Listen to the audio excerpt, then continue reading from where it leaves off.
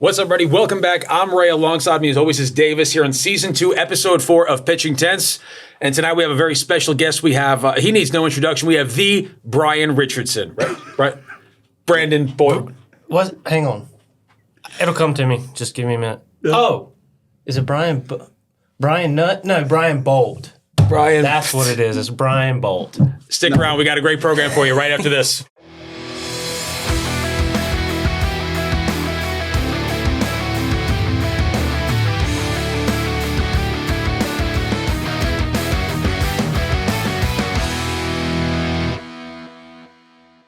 What's up, everybody? Welcome back from our intro. I'm Ray. Alongside me, as always, is Davis. And we have a very, very special guest, friend of the company, not only to the tent industry. We have the legendary Bryan Bolt. Brian, welcome to Pitchin Tents. Thank you, Ray. Thank you, Davis. We might say welcome back to Pitchin Tents. Yeah, I was surprised they let me back in the building so easy. We had to change that code a couple times. Yeah, right. Kept trying to sneak back in. Yep. No, glad to be here. Thank y'all for having me.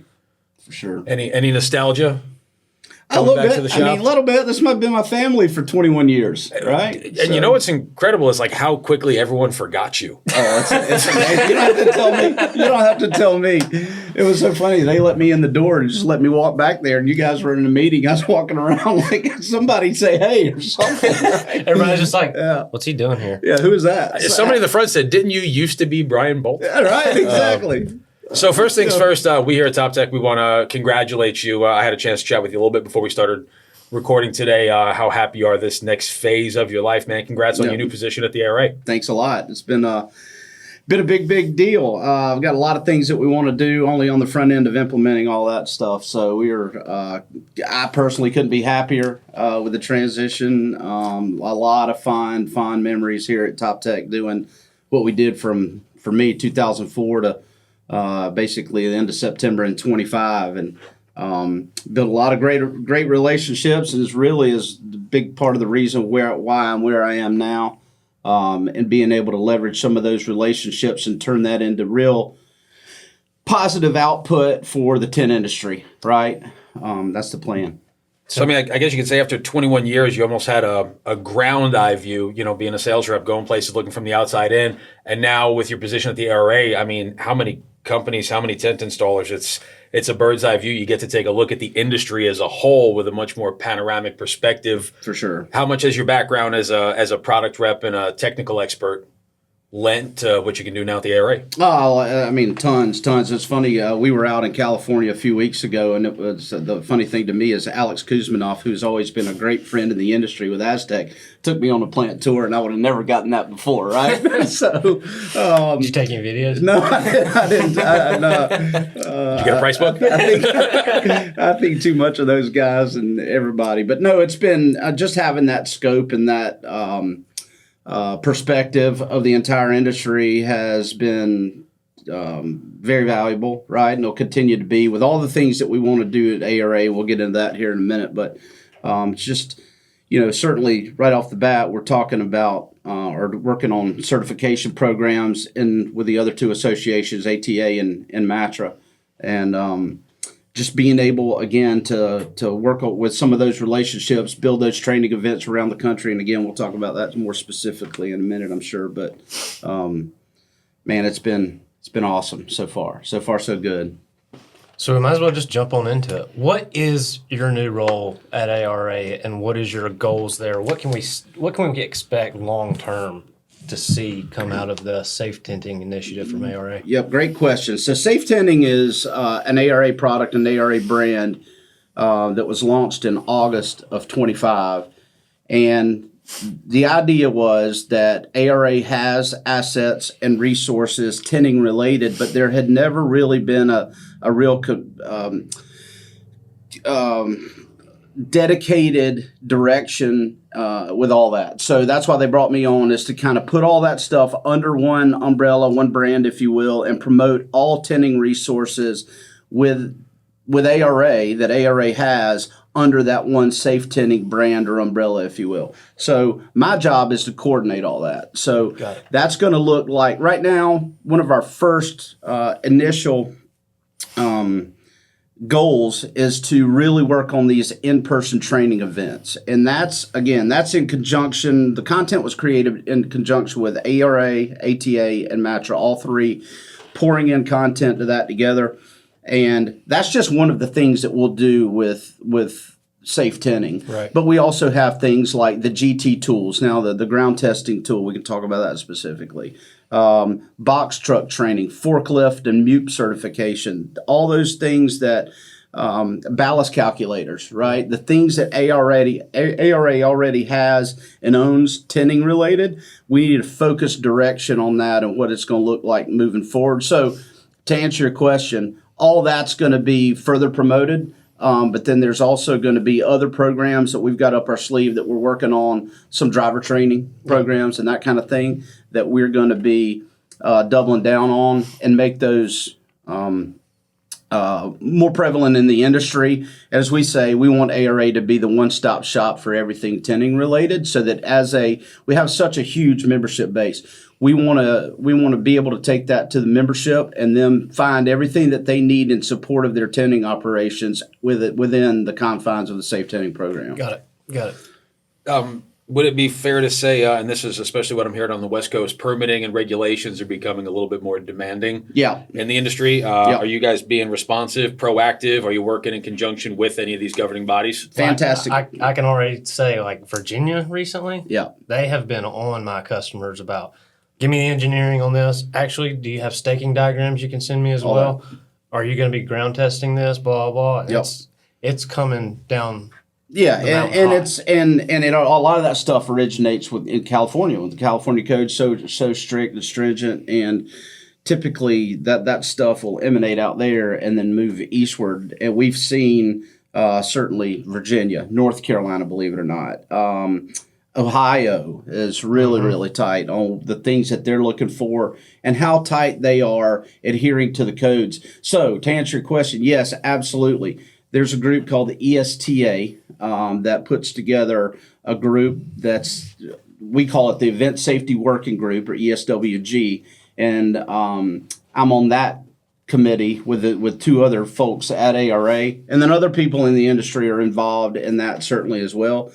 So the ESWG is a working group for tent-related ANSI standards that will ultimately become the code. Yep. It gets very convoluted. There's a lot to talk about here, but really, so what we're doing is we're on the front end working on the things will ultimately govern the lives of TopTec customers, right? And the people who are in the tent industry. So we are back to that California trip. That was one of the things that we had out there, was a meeting, ESW meeting in Long Beach that we were involved in. And we are taking, there's the working group, but then within that, and that working group covers all sorts of temporary structure, sound system, all that, the sound, lighting, temporary staging, all that kind of stuff falls in within that ESWG. But then there's ES 1.19 is the temporary structure portion, which is where I'm involved. So, yeah, ARA is absolutely, I mean, we see it as our duty to our membership to make sure that we have a say in what ultimately becomes the governance of what tent people do day to day, right? So what we don't want to have is we don't want to have people in other industries that ultimately create code that negatively affects the people. I was about to say, in the tent industry. You can't create a code if you don't know really how the work's done. Correct. First off, and if they create a code that is so counterintuitive to what we do on a daily basis, it's just going to make putting tents up even harder. Yeah. For instance, I mean, one of the things we were talking about lately, and is just how engineered versus non-engineered tents play into that. I was about to say, is it going to affect like the West Coast style tenting? Well, I mean, I can't talk about things that are actively working within the committee just for our own, non-disclosure reasons. Anyway, but yeah, I mean, our thing is, and what I specifically said is, we have to protect a lot of that inventory that's out there, because there's so much inventory. I was about to say, in it the would field. really hurt people if they got to the point where they're like, if it's not engineered, you can't put it up. So our point with a lot of that is, let's figure out a way to do that where we can still use the inventory that's been around forever and do it in a safe way. because you've seen the pictures. People do things they don't know, right? So again, backing up to ARA, we also look at that as our duty to educate those people so that they're operating as safely as they possibly can. Got it. Yep. Anything this going to lead to either lower premiums or trying to kind of keep the status quo with so many of our dealers? I know insurance across every single business enterprise out there seems to be on the rise. Yeah. Is that something ARA kind of keeps their sights on to protect their 100%, because ARA also has ARA insurance, right? shameless plug? Yeah, ARA. right, exactly. Right. Yeah. So, I haven't specifically talked to the folks at ARA Insurance, but undoubtedly, that's what certainly the tent company, the party and event rental company is looking at is how will this stuff affect their insurance rates. Our point is if you're operating more safely, it certainly can't be at a detriment. And also if you're operating more safely, certainly you're going to have less claims, et cetera. Mm-hmm. So we'll get there. And again, when I walked in the door at the end of September, I basically walked in and said, hey, these are my goals. This is what I think we want to do. But does that align with what ARA is planning to do? So I had a great conversation with Tony Conant, our CEO, and some other folks to make sure that what I was planning to bring to the table is in lockstep with everything that ARA had on their ultimate 5-10 year plan. Yeah. So, and we are happy. I'm happy to say we're off and running. We just had our first in-person event last week in Madison, Wisconsin at Event Essentials, and everybody's been asking how it went. I said it could not have gone better. Certainly, we're hypercritical of the things that we want to do and how we want to conduct these trainings. And yeah, there's a few little tweaks, minor tweaks here and there, but we just had a postmortem on it yesterday and talking about it. And really, at the end of the day, that everything went incredibly well. And how many do you have set for this year? So there's 8 total. There were 7, and then we at the ARA show in Orlando, we had a particular company from Canada come to us and wanted to host. Okay. So we did not have Canada on the agenda, but I can tell you, in order, we just had Madison. Then we'll have in 2 weeks we'll be in Seattle at Court. Then we'll be in Red Deer, Alberta, with Special Event Rentals. They'll be hosting, like I said, that's the first week of May. Then we don't have anything until July. The end of July, the ARA of Florida does their annual summer getaway. So in conjunction with them, we're going to do a two-day training. Then we go to Chattanooga Tents, Nashville location. Got it. We'll be there in August. First week of September, we'll be at College Station, Texas, Premier Party Rentals or Premier Event Rentals. And then we finish up at 24/7 in Valencia, California. Now, I'll take that back. I missed one. Peak Events is in there in Boston. And then we'll finish up at 24/7 in Valencia, California in November. So if you look at that geographically, I wanted to make sure everybody knows that ARA was very serious about taking this whole training nationwide. Yeah. So that was a big part of doing that. So if you plot those on the map, you'll look and see the national footprint. And I will say, we've got more people right now offering to host, and I really have a place to put them. Right. So, which is super positive. Just to piggyback on that question, I know how high you fly the flag for ARA. With all the governing bodies out there now, if you were to talk to somebody listening who might be on the fence about they're a startup company, maybe they're going to do a lateral, what would be the benefits for a smaller company to affiliate with the ARA? Yeah, I think the collaborative exchange of information right now. I always tell people, you go to the ARA show. Yeah, it's a pretty big ticket to go, but without a doubt, without fail, we've seen people say, yeah, I went to the show, didn't know if it was going to be a real hit for me or not as a young company. But then they talk about those conversations they have at the evening events or catching people on the show floor. Those are the times where that free exchange of information. And I've always said, too, this industry is unlike any other I've ever seen in terms of how readily people exchange that info and want to help, especially if they're not in their own market, right? It's the least cutthroat and the most familiar. I talked to Davis about this because I came from construction industry lateral, right? And I mean, it's everything is legacy knowledge, zip, everything's an NDA, and somebody would prevent a neighbor from getting a job, even if they couldn't get it, just out of spite. And with the sub rental industry, I've been to Metro, I've been to ARA, I've gotten a chance to meet any and everyone. The collaborative spirit and the familial, feelings between companies, it's unlike anything I've ever seen in business. And my point is, if you're a young company and you're not willing to take that information, you're leaving things on the table, because there's so many people in this industry. And ARA is like a big family too, right? We get to you guys have seen it. When you get to these shows and you only see these people one time a year, but it's the same people that you see, and they become family. Yep. And that's what ARA also wants to promote, is that free exchange of information. And certainly at the show, that's a place that you can go and get to all the vendors in one place. And I would encourage the young people in the business, listen to these vendors. These vendors have seen it from a lot of different angles. Mm-hmm. And I think if you're not listening to those folks, you're really doing yourself a disservice. For sure. I mean, I think of it, even on these Facebook forums and stuff, you see people thinking about getting my first 20 by 20. What manufacturer should I go with? Yep. 90% of the answers in there are TopTec. Shameless plug always. But 90% of the answers in there are find out what your local competitors have, make friends with them, and that way when you get in a bind, you have a good relationship, and two, you can match inventory with them, and you can exchange inventory. And I tell people too, be careful who you listen to on some of these forums too. There's some as much as they're good information exchange, there's things that's like, I don't know if I'd put that in writing. Right? Yeah, and even like just like a shameless call out, and you're like, dang man, like hang on, give me a minute. Exactly.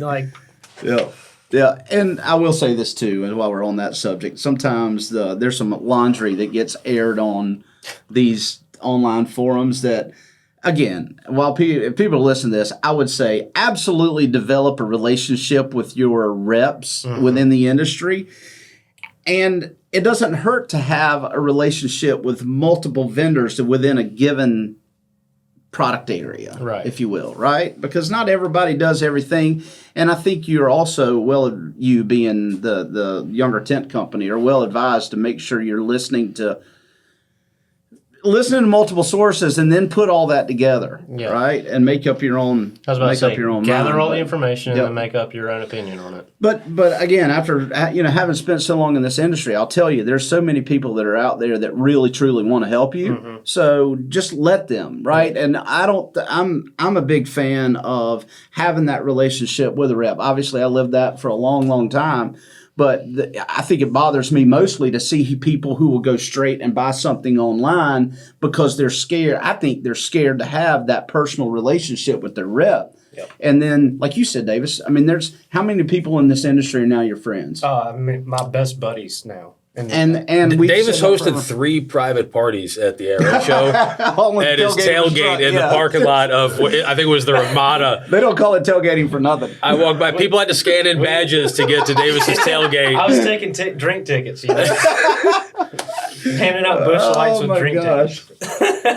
And some of these some of them were Davis's clients, and the funny thing was, some of them weren't. That was just legitimate friendships can manifest across the industry. Well, we were on another call I had this morning. We were literally talking about the idea that I want these training events that we have to be very, very low key, because I think more information gets exchanged when people's defenses are down and they realize they're in a group of people that have their best interest at heart, and they're willing to share information, and that's ultimately what we want that to be. We saw it for years here at Tent School.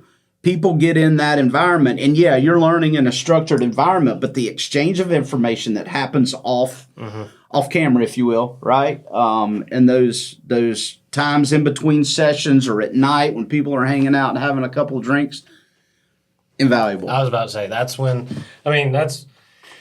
that's how I've created most of my relationships, is that not the scheduled events. Yep. It's the time after the scheduled events. So you get them inebriated, and then they give you insider information. Get them drunk and get them vulnerable. That's Davis's pretty much the universal school of thought.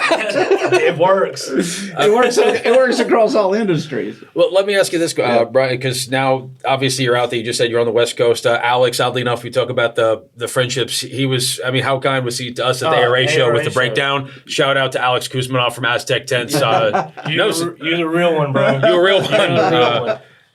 Helped us with a breakdown. Yeah, not only helped us with breakdown, we got done setting up, and he was like, "Hey, do you want one more early call tag for Yeah. one of your boxes. I was like, yeah. Yeah. How'd you get your hands Can't on say an no extra to one of that. those? And that was, what I was going to ask you is now that you get a chance to, broaden your horizons a little bit, what are you seeing? Let's just go to aesthetics and trends. What are you seeing in the tent industry, maybe that you didn't see when you were bogged down, just here working out of South Carolina, now that you have a little bit of a broader, for sure. broader view? Yeah, and I'll say this: I'm not as plugged in that as my head's been down and nose to the ground, really working on these training events. But sure, I see some of that, and it looks like I think maybe the garden tent trend has cooled maybe a little bit, okay. right? It's not as hot and heavy, but more people are going to. It seems like some sort of powder coated frame, be that a solid color or the sublimated wood grain, like you guys showed. Sweet looking tent. It was incredible, and do things a little one-off, doing that kind of thing with a different type of material in the top, and certainly we've seen that over the years. But I think as a manufacturer, you just keep throwing it against the wall. You've got to be willing to do those kind of things, because sure, there's core product, but look at the pole tent market and how it's changed over time, right? And the idea that pole tents aren't, and I'm saying conventional, 40, 60, 80 wide pole tents aren't what they used to be, because the sailcloth world has really, really taken off. So sailcloth, I think, is as popular. And it's, when I was here back in 2014, 15, we said it, or maybe even before that, we said it was a fad. Well, that's 10, 15 years ago now. Yeah. Fads don't go away, or fads don't last 10 or 15 years. We have a sailcloth about to go live on the horizon. Little TopTec insider information. Roll that out the floor. The amount of time and effort to make sure that it is as perfect as we can make it and what we want it is unbelievable. Well, I think that's commendable too. Well, I'm not, like I said, I don't want to roll something out that I don't believe in. You can't. You can't. Until it's perfect, and I have really high standards. Yeah. That everything needs to be symmetrical. Give me the looks. I want the stars. I want the accents. I want everything. And we're not rolling it out until it's perfect, but it's about perfect now. Well, and too, TopTec's got a long history of building, I would say, a bulletproof pole tent, Hell of a right? pole tent, So, for sure. and they always have, and it's well known for the people that have them. Yep. Love them because they have gotten such incredible ROI on them is unbelievable. Yep. So to think that would also carry through to the sailcloth world, and I wouldn't expect it any other way. But yeah, you got to protect that. Absolutely. 100%. One of the monster companies local, Classic Event Rentals down in Atlanta. One of the nicest people to me in the industry, gentleman by the name of Carlos. They've got a couple of our epics out there too. And as I've been traveling the country, I'm like you, man. People don't know I'll be in Dallas next week. I just got back from Missouri. I was in Chattanooga. I was in Boston. I was in Ohio. I saw more epics out there in the Ether Davis than I was expecting to see. And Carlos and them, they do with our epic, they do ketered, future light ketered legs with the pin on the top, so they can do ketered sidewalls. I mean, they do it right. Well, it was just that was surprising for me to see so many people. Yeah, we just the epic has its like a cult classic, I guess. If you're gonna, it does. Yeah. But that comes by, that's for good reason. We used to have a sales rep who was a good guy. Is Brandon Branderson. And the funny thing, I can tell how you're working at ARA. For those of you that don't know, Bryan had a full perm like 11 months ago. Dude, his hair put mine to shame before he left TopTec for the ARA. So working you hard. Things happen, man. Things happen. Well, I mean, you haven't quite gotten completely out of the sales game. Talk about the tool. Yeah, so we're thank you.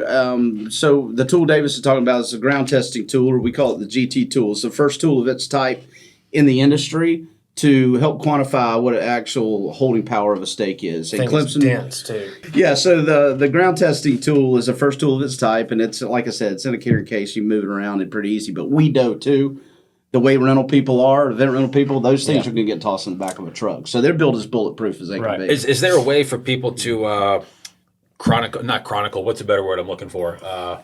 Like log in a professional way that they used it? Yeah, because I got a chance to see you teach that class at Matra last fall up in Greensboro. Yep. Yeah, so... and it was very convenient, so anyone out there on the fence, whether or not you're going to buy it, it's convenient and it serves a purpose. I think it's probably going to become something that is mandatory. Well, there's talk about that, and we're talking about these codes and things as it's moving. Is there's going to be more and more requirement, if you will, for people to ultimately quantify what their actual stakeholding power is.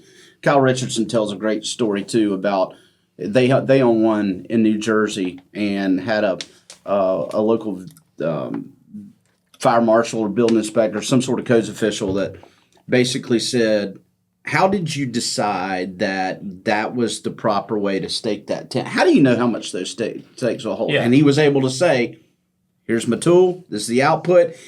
And it's only good because of the science behind it too, right? So Clemson University was involved with ARA to put together many data sets. I think like 200 around the Southeast. Kevin Gurn, who's our he was director of safety at the time, I believe, but Kevin rode, literally fly into GSP, pick up the folks from Clemson, the engineering students, and they would go all over the Southeast getting data sets that ultimately compiled into what the output of that was this tool. And you look at it, it's very simple in design, but it's very effective though. It's effective and it's quantifiable. Like without, it's hard to, this is one of those things explained on the radio, so to speak, but it's got an A, B, and a C range, and as you drive it into the ground with it, it's got a slide hammer. Yep. Problem was the only way before to quantify stake holding power was to take a stake, drive it a certain amount in the ground, take a measurement of that,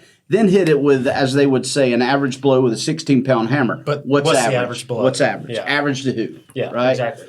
So, like you said, this is quantifiable because it's the same weight dropped the same amount of times. Control the every variables. single time. Yep. Controls the variables. And then that A range is 1,500, the B range is 750, and the C range is essentially 500-pound soil per stake. That's based on a 1-inch diameter stake, 40 inches long, which is the number one stake in the industry.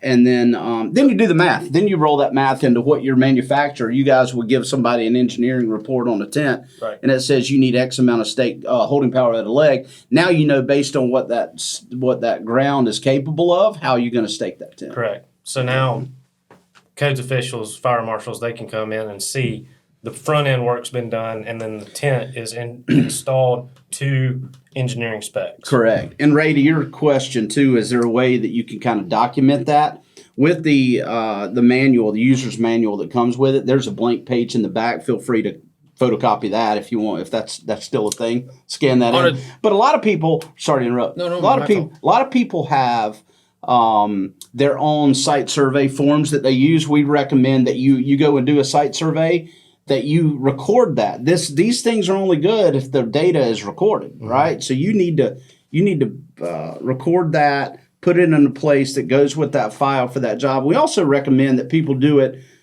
not necessarily weeks before, but maybe even a day or even hours before you do the install, because things change. And right? Plus, it's nice to also have a file, like you said, keep this data documented so that you can look back and say, oh, we've put a tent here X amount of times, and this is the stake study that we've done every single time. So it's good to see over time, just if anything changes, one, and two, you have the documentation to say, hey, this has worked in the past. And chances are something's going to change. Highly possible. Well, you've got the ARA, you've got the ATA, and are you familiar with the term the CYA?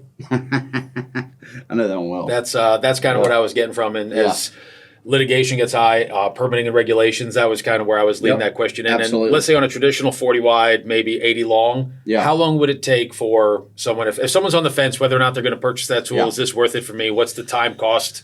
Where's the XY? How long? You're talking about 2 minutes per test. Yep. And we I always say we talk about it for 10 minutes, but literally to do the test is a 2-minute proposition. So we even recommend something, a bigger tent, like you say a 40-80. Test it on one end, test it on the other. Yep. And, if you may decide that you want to test it more than that if you get a big relative variability in those results. You may decide that it might make look at your soil type too. If you're holding 1,500 down here and then 700 down here, you might want to. But to have those results in writing, quantifiable data and engineering to back that up, then there's nothing else in the industry that will do it that way. And I say there's nothing. The only other one, so they call it a penetrometer, so it's testing the soil as it goes in. The other ones that are out there are more load cells, and you're trying to physically pull a stake and see what it takes to come out.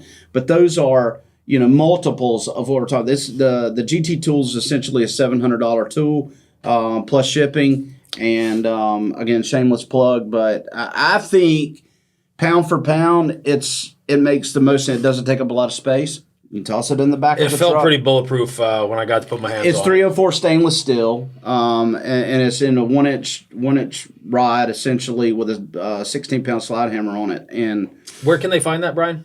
through Rental U at ARA. Is there any discount for being an Promo ARA code member? BOLT. That is the discounted rate. Okay. Yeah. So if you're not an there's ARA member, essentially- what's MSRP on I think it's Around I forget. $1,000 Yeah, I think it's maybe even a couple $100 more. it? Yeah, Right. that's kind of what I was thinking. Yeah. Well, I mean, I've talked to a bunch of people that have gotten them. Yeah. Yeah, and I don't know how many they've been Matt sold Smith's over coming time. on. Yeah, that's right. He's coming on tomorrow. Okay, great. And I know I saw him at the spring training East. Yeah. Me and him taught the pole tent course together. Yeah. We actually taught the pole tent course with ballast. Oh, Because yeah. Where we originally wanted to put the pole tent, we didn't know what was under the ground. Yeah. And so we actually did it with ballast. We It worked out fine. we did that in Madison, and we ended up going to a smaller tent because they didn't have the room to be able to stake what we needed. So Yeah. we ended up doing a 2040 instead. So But bring Matt Smith up because yeah, I know he just absolutely. got one not long ago. I Yep. believe. So and it's going to be at this point it's not required equipment, but I could see where going down the road it would be it I feel almost like it's not foolish, but it only makes sense to keep those in the truck so that you can. At some point, that codes official is going to ask that question. I was about to say, I feel like at some point it's going to be on a checklist of what the soil test revealed. Truthfully, it's amazing to me that we haven't been there already, right? And sometimes you are. Depending, certain municipalities are more stringent than others, and that won't change. But Well, I feel like we'll see. I mean, and you could probably say yes or no to this, but I feel like the tent industry hasn't gotten in the past the kind of what's the word I'm looking for? It's a real job, you know. Yeah. Oh, yeah. Well, that's the other pedigree? thing.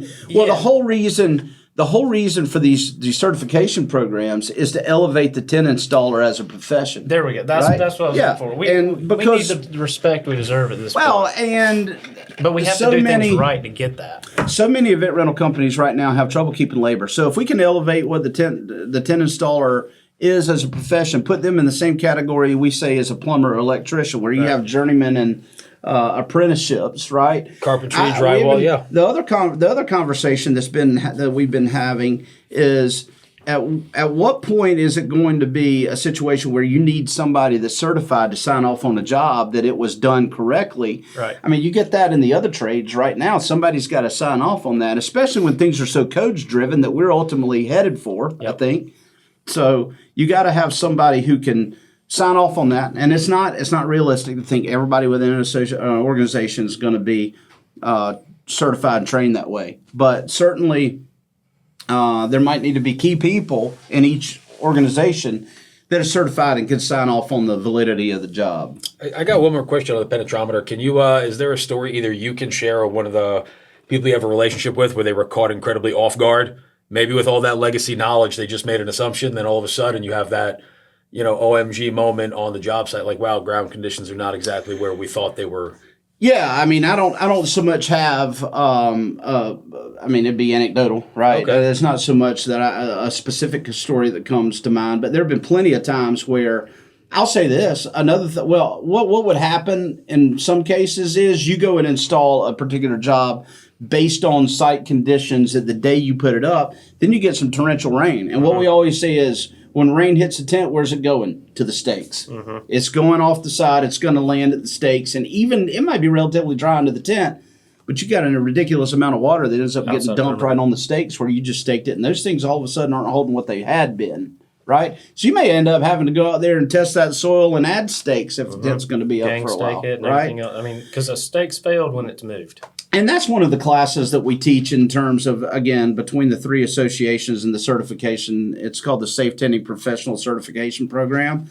And the Professional Tent Installer Certification, which is the base level, one of the classes that we do in that is Essentials of Tent Anchoring. We even made, when we did that course content curriculum, we made that a prerequisite for then ultimately being able to take frame and pole tent, because our point is, if you don't know how to effectively anchor a tent, that's base knowledge. That's the number one thing that kills us as an industry is when anchors and stakes fail, right? And I say anchor because there's ballasting as part of that too, right? We get deep into stake performance, ballasting performance, how to, why, configurations, all that kind of stuff happens within that class. So, Because you used to say, what was it? When the news crews show up, it's not. they didn't come to pat you on the back and tell you did a good job. They didn't show up. Are we the long snappers of the party space? Like, no one knows who a long snapper is until you don't want to know who a long snapper is. You want to be the referee. You don't want anybody to know you're there. Oh, my God. If you're doing it right, you don't want anybody to know you're there. So. Well, we got a couple minutes here at the tail end of this, and obviously Davis knows you far longer, but I've had the opportunity to get to know you a little bit. Let's introduce the 10 people to the Bryan Bolt that you might not have necessarily shown to everybody. Oh my goodness! How's that? Well, first of all, I mean, you and I both. I have a little ministry program I run, and if you are giving business to Bryan Bolt, I can tell you right now, the guy is a shepherd of men. He has a given spirit. He's a family man. As much as Davis would regret and deny, he's probably done a lot to shape. I saw it was raining one day, and I saw Davis listening to Sarah McLachlan with his hand on the window, looking out there. And Baby, come back.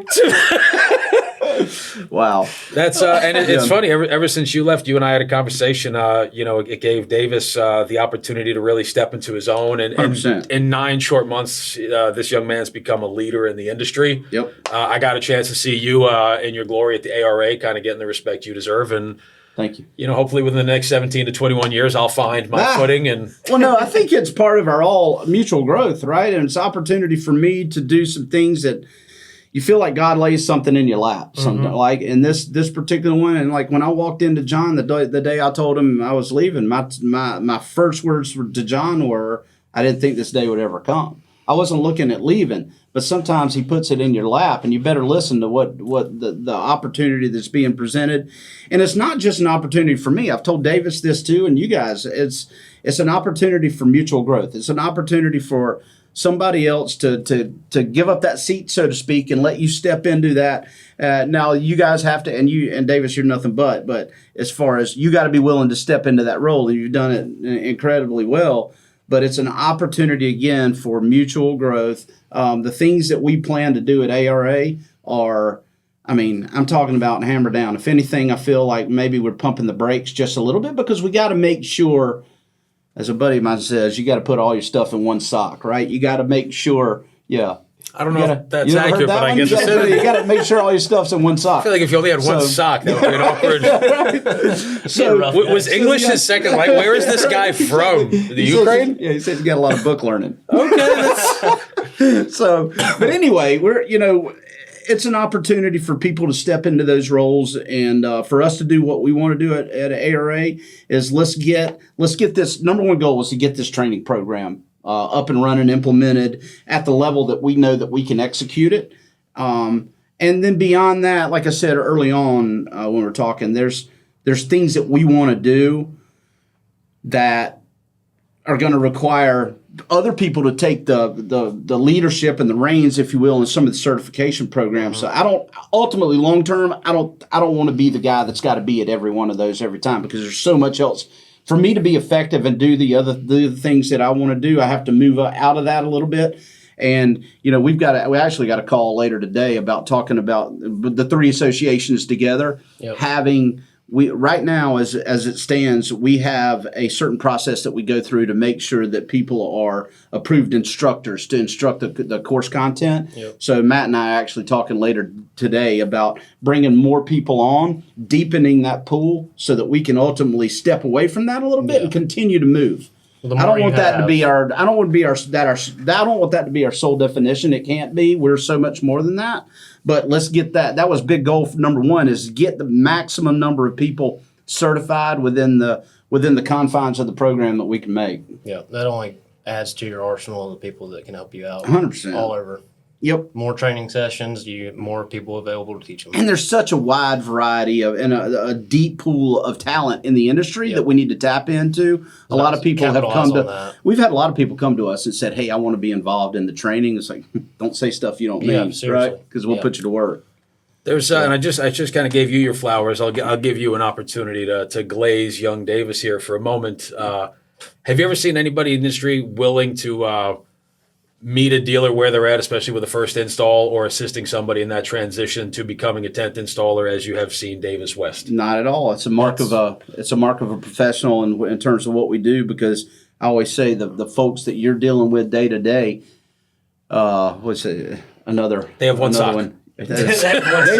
They say don't tell me about the pain, just show me the baby. That's what they say, right? So, but to Davis's credit, I've seen it many times, willing to drop what you're doing and go and without qualification, just go and meet those people where they are, put your own life on hold in a lot of cases to make sure that those folks have what they need. That was something that Bryan instilled in me, because I saw it countless times when somebody was in a jam or a bind and Bryan was just like, I got to go to Florida. Just got to figure it out, right? I mean, it's people are looking for solutions. Yep. And that's why, again, back to the whole point about having those relationships in place.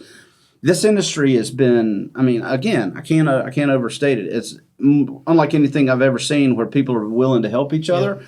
But as a business owner, you want somebody that understands your pain, right? Take that pain away, because they've got, I would always tell our people here, our own internal people, when we're having to rush an order through, it's like, well, our customers don't just make this stuff. They don't want make it up. They just, if they need it, they need it. It's last minute, and it's and this whole industry is built on dates that don't really move, right? And there's so many people on the hook for what you do, and that's what I would always try to get production to understand here is that, look, these people are living their lives based on the output of what you do. Well, exactly, and it goes back to like when it's pouring down rain, the construction site shuts down. They don't work.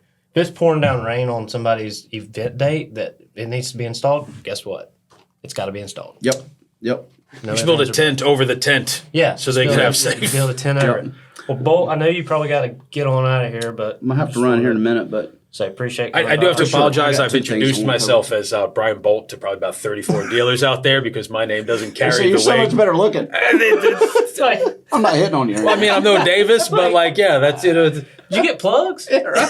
I'm like a tent industry 6.6. I mean, like, you could do worse, you could do better, but awesome. I would like to say real quick before we leave, I also want people, if I may, the other resources that we have at ARA we didn't talk a lot about is forklift and MUPE certification. There's so much in our industry now where you need to be able to be certified on a forklift or on a mobile elevated work platform.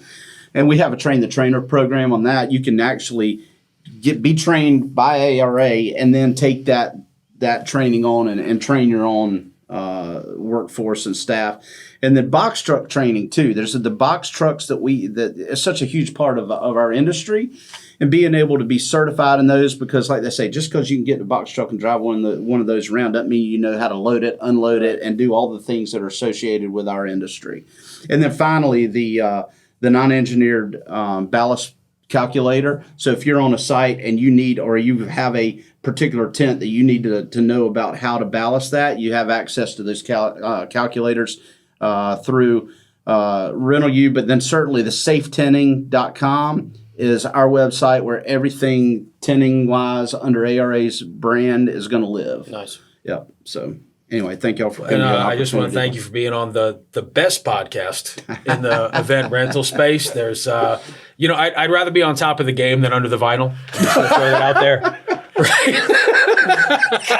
You're going to get me fired. Got him. Gotcha, mate. Good I stuff. do have to say something. So we got to give somebody else some slack. It's not just Kyle. I know it was you, Nate, that put the sticker on there. Exactly. I know it was you. It's time for you to get yours. We'll get you. It's coming. Sounds like. I'm I'm just an innocent bystander here, right? I get to play the middle now. Oh, is that you're a politician out with the ARA, huh? That's why I got on a gray shirt. Just neutral colors. Everything's great. I look forward to everything we get to do in the future for the limited time we got to spend together here. For sure. And Davis and I have a pretty good working relationship, and a lot of that was set in motion. By your 18 years at TopTec? 21 here. 21 years. You could legally drink just with your career at TopTec. TopTec. Fair enough. Yeah, you'd be in your third year of community college by now. Thank y'all for having me. It's always fun to come back. Do you have any socials if somebody wants to find you, get a hold of you through the ARA? Bryan Bolt on Facebook, pretty much. That's fine. Okay. That's fine. Sorry. It's going to be a bunch of meat cooking. He's big on Facebook Craigslist. page. And Yeah. then probably ARA. turkey hunting on his Facebook page. So. We do that right now too. Yeah. It's tis the season. That's the toughest thing about being on the road right now. Uh-huh. Yep. Yeah. Speaking of the road, you got a phone call. I Dude. think this is as good a time as any. This was the not Brian Richardson. This is Bryan Bolt. That's Davis West. I'm Ray, and again, we're on top of the game. We're not under the vinyl. Guess what, Kyle and Nate? Flattery is incredible. Nothing feels better to Davis and I than just the way that Brian set the standard at TopTec, that we all aspire to do that. Rent-free. The fact that we can do that for your little fledgling podcast means the world to us. at Pitchin Rent-free, baby. Tents.